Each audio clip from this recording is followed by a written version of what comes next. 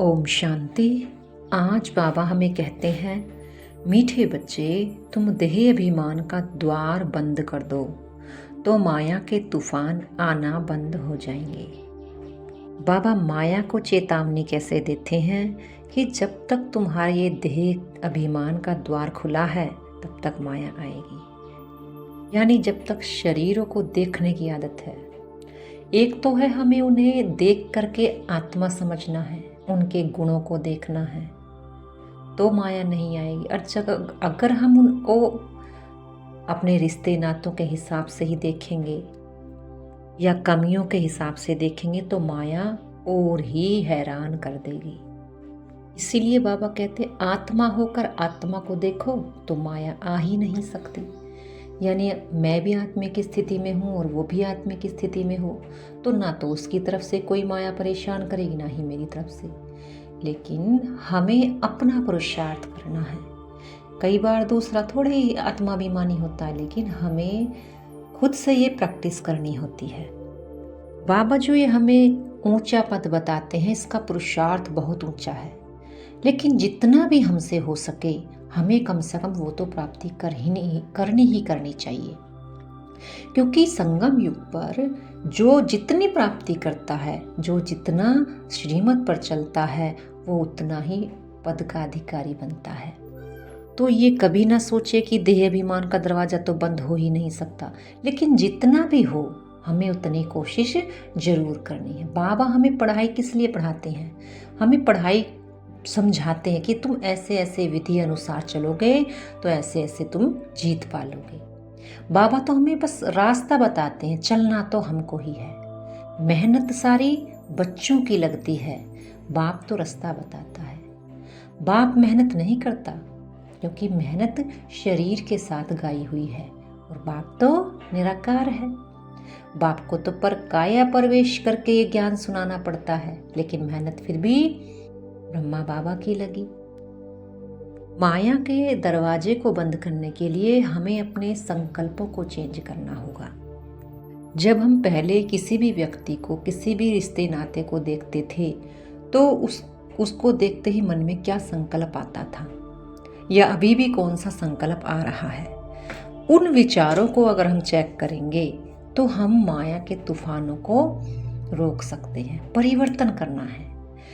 संगम युग हमें परिवर्तन सिखाता है। बाबा भी हमें परिवर्तन सिखाते हैं। बच्चे, अब तुम रावण की मत को छोड़ बाप की श्रीमत को अपनाओ, यानी अब गुणों को छोड़ो, गुणों को अपनाओ।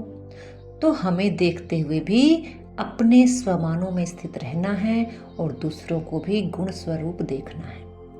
बस इतना करना है। उसी से हमारे जो माया का दरवाजा है वो बंद होना शुरू हो जाएगा। जो जितना अभ्यास व प्रैक्टिस अपने जीवन में लाएगा, वो उतना ही माया के तूफानों से बचता चला जाएगा।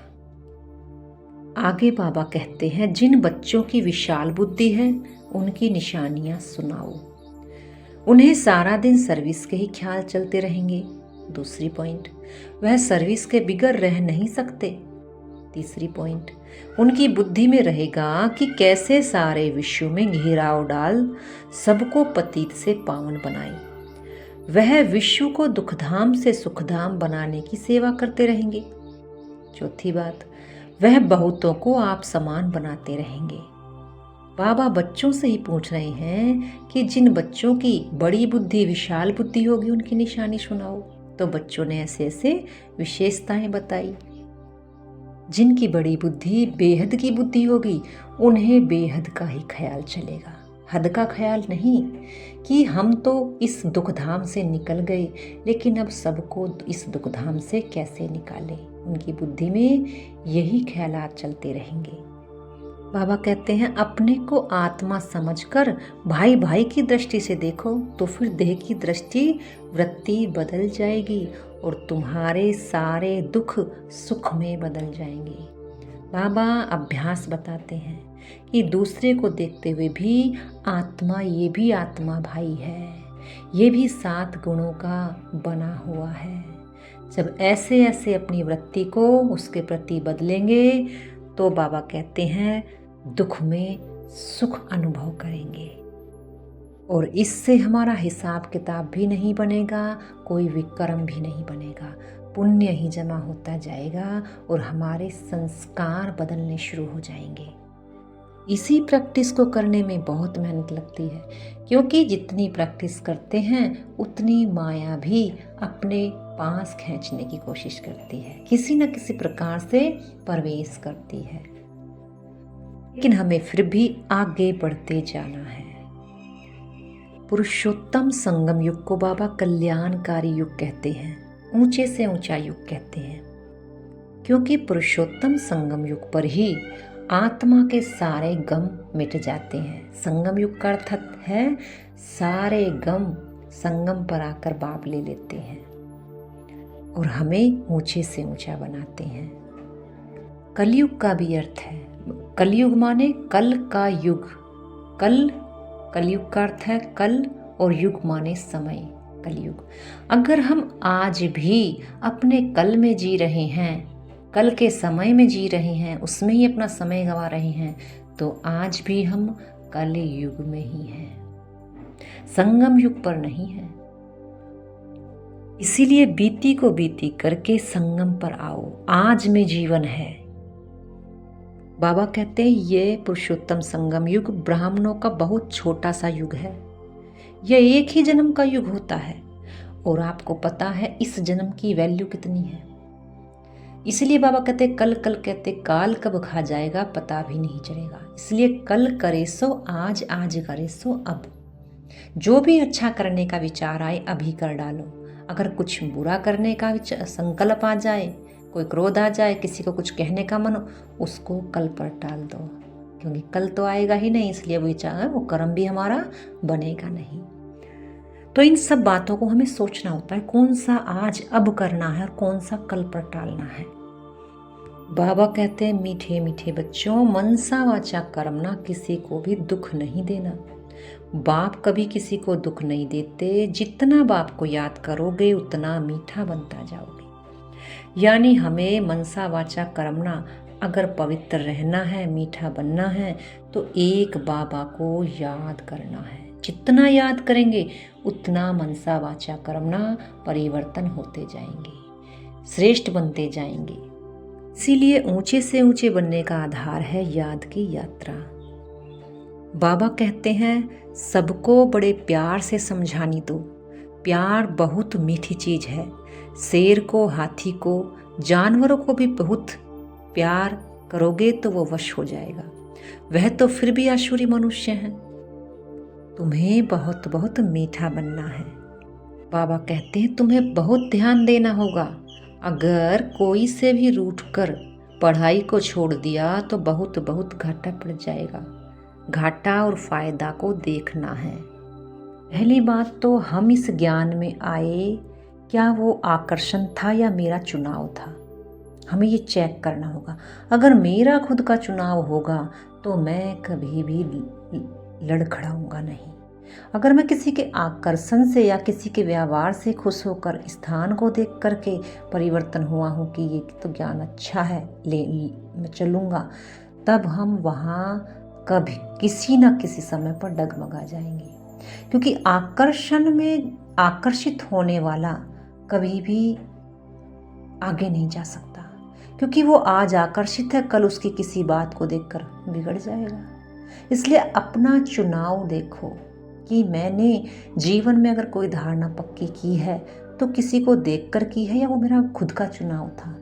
चुनाव है तो आप उस पर जीत पा लोगे। आकर्षण है तो फिर कभी ना कभी लड़खड़ाओगे।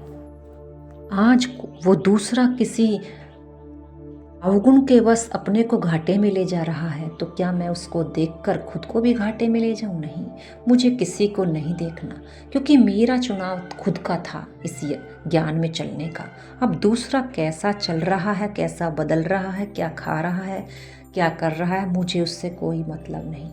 मुझे बस अपने फायदे से मतलब है। जब दो व्यापारी होते हैं, एक घाटे में जाता है, दूसरा फायदे में जाता है, तो क्या वो दूसरा उसको देख करके अपना नुकसान कर लेगा? क्या वो सदा ही अपने आप को प्रॉफिट की तरफ ले जाएगा कि बस तुझे ठीक ढंग से अपने व्यापार को चलाना है? वो दूसरों को नहीं देखेगा। इसलिए किसी को भी नहीं देखना है और ना ही किसी के वश होकर पढ़ाई को छोड़ना है। बाप को छोड़ा तो गोया अपने भाग्य को छोड़ दिया।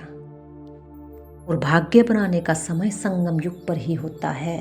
संगम युग अर्थात जब आत्मा और परमात्मा का मिलन होता है, तभी परमात्मा भाग्य बांटता है, तभी भाग्य बनाने की श्रीमत मिलती है। बाबा कहते हैं, मीठे मीठे बच्चों, अब तुम्हारी रिटर्न जर्नी है, घर जाने का समय है, इसीलिए सारे हिसाब किताब चुकतू होने हैं। इसलिए डरना नहीं है, कोई भी कहीं से भी कैसा भी हिसाब किताब चुकतू करने आ सकता है, क्योंकि अब घर जाने का समय है। तो चुकतू तो हमें करके ही निकलना होगा। इसलिए जब हम किसी का कर्जा चुकतू करते हैं, तब हमें खुशी होती है कि आज एक फारिग हो गया, कल दो से निमट गए। तो ये भी जो जीवन में बातें आती हैं, समस्याएं आती हैं, ये भी हमारे हिसाब किताब हैं। चुकतू हो रहे हैं तो खुशी होनी चाहिए कि अब मैं और ही फारिग होते होते बाबा के पास, बाबा के समीप नज़दीक पहुंच रही हूँ। बाबा कहते हैं, तुम बच्चे जानते हो अभी हम स्वर्ग की तरफ जा रहे हैं, पांव नरक की तरफ है, सिर स्वर्ग की तरफ है। अभी सबकी वानप्रस्थ अवस्था है। बाबा कहते हैं, भले ही हम यहाँ हैं तो कलयुग में, पैर हमारे कलयुग में हैं, लेकिन बुद्धि सदा बाप की याद में, स्वर्ग में, सुख के सागर बाबा में समाई हुई हो। सदा वानप्रस्थी हो, सदा नहीं तो जितना समय वानप्रस्थी होंगे उतना ही समय हमारे बुद्धि स्वर्ग में होगी। धारणा के बिंदु हैं, अपने आप से प्रण करना है कि हम अपना टाइम वेस्ट नहीं करेंगे, संगम का हर पल सफल करेंगे, हम बाबा को कभी नहीं भूलेंगे, स्कॉलरशिप लेकर ही रहेंगे। दूसरी पॉइंट, सदा स्मृति रहे कि अभी हमारी वानप्रस्थ अवस्था है, पांव नरक तरफ, सिर स्वर्ग की तरफ है। बाजोली को याद कर अथाह खुशी में रहना है, देही अभिमानी बनने की मेहनत करनी है। आज का वरदान, अपने सर्वश्रेष्ठ पोजीशन की खुमारी द्वारा अनेक आत्माओं का कल्याण करने वाले अथॉरिटी स्वरूप भव।